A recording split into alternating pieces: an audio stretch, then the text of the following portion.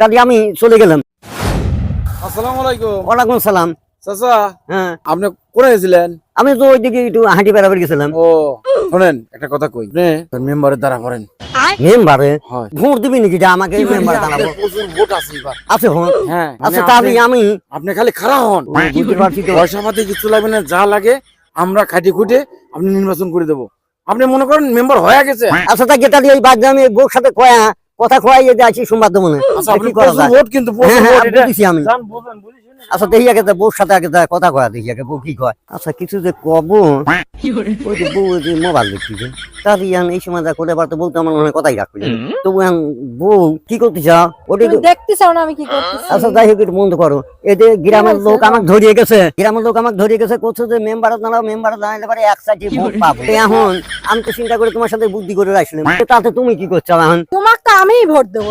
তাহলে